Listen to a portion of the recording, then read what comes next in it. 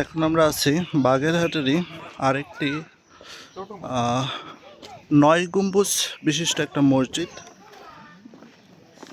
এই যে খান জাহান আলী মাজার থেকে এদিকটাতে মোটামুটি 5-7 মিনিট হেঁটে আসলেই এই মসজিদটা। আর এই যে এখানে সব লেখাই আছে এটা কে তৈরি করেছিল,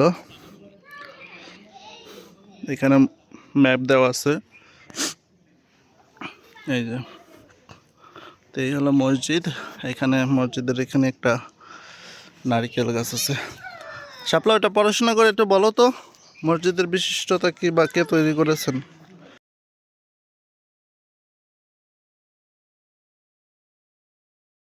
এটা হলো বাগেরহাট মসজিদের শহর, সেখানে অবস্থিত এই যে মসজিদ।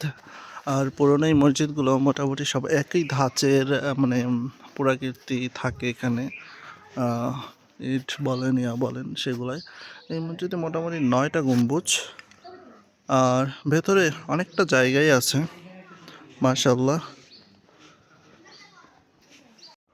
এটা হলো 9 গম্বুজ মসজিদ। হাবিব ক্লান্ত হয়ে ওই যে ওইখানে বসে পড়ছে, আর আমি আর শাপলা ঘুরে ঘুরে দেখছি।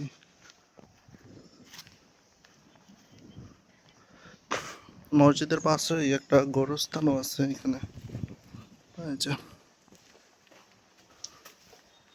গোরস্থান, আর চারিদিক দিয়ে ডিজাইন একই রকম সুন্দর।